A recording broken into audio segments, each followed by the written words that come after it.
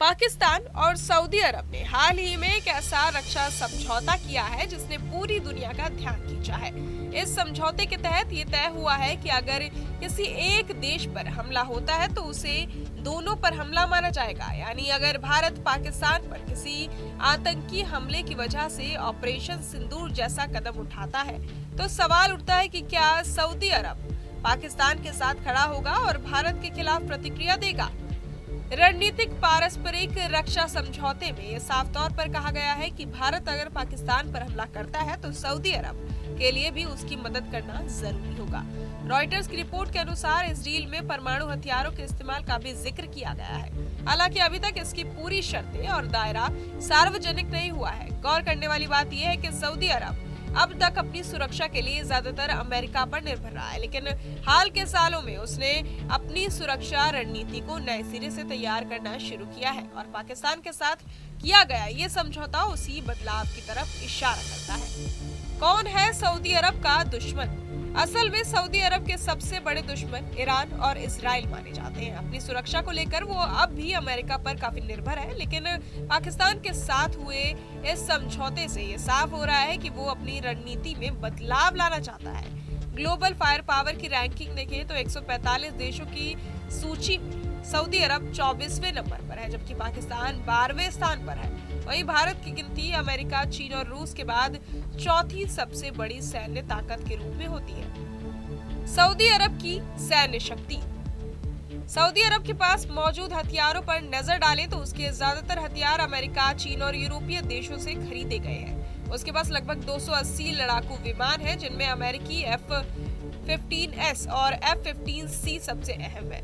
इसके अलावा जर्मनी से मिले यूरोफाइटर, टाइफून और पनाविया टॉर्नेडो जेट भी उसकी वायुसेना का हिस्सा है। मिसाइल डिफेंस सिस्टम की बात करें तो सऊदी अरब के पास अमेरिका निर्मित पैट्रियट और थार्ड जैसे आधुनिक सिस्टम मौजूद है। हालांकि उसकी मिसाइल क्षमता को लेकर साफ जानकारी उपलब्ध नहीं है। इतना जरूर पता है कि उसके पास चीन से खरीदी गई मध्यम दूरी की मिसाइलें DF-3 और DF-21 है, लेकिन ये पारंपरिक मिसाइलें हैं और परमाणु हथियार दागने के लिए नहीं बनाई गई।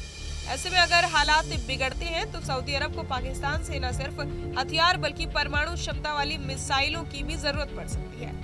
यही वजह है कि माना जा रहा है कि सऊदी अरब बैलिस्टिक मिसाइल प्रोग्राम को आगे बढ़ाने में जुटा है। अगर रक्षा खर्च की तुलना करें तो Stockholm International Peace Research Institute की 2024 की रिपोर्ट के अनुसार सऊदी अरब दुनिया में 7वें स्थान पर है। पाकिस्तान इस मामले में 29वें और भारत चौथे स्थान पर आता है। यानी ताकत और खर्च के मामले में भारत सऊदी और पाकिस्तान दोनों से काफी आगे है।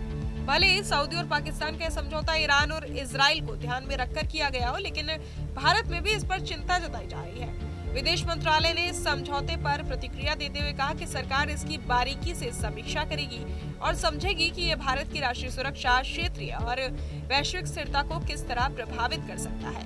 साथ ही ये भी स्पष्ट किया गया कि भारत सरकार देश के हितों और व्यापक राष्ट्रीय सुरक्षा की रक्षा करने के लिए पूरी तरह से प्रतिबद्ध है। तो कुल मिलाकर सऊदी अरब और पाकिस्तान का ये डिफेंस समझौता सिर्फ उन दोनों देशों की सुरक्षा तक सीमित नहीं, बल्कि इसके असर पूरे दक्षिण एशिया और खाड़ी क्षेत्र की राजनीति पर पड़ सकते हैं। भारत के लिए चुनौती इसलिए है क्योंकि पाकिस्तान पहले से ही उसकी सुरक्षा के लिए सबसे बड़ी चिंता है और अब अगर उसके साथ सऊदी अरब जैसे संसाधन संपन्न और सैन्य खर्च में आगे रहने वाले देश का समर्थन मिल जाता है तो हालात और जटिल हो सकते हैं।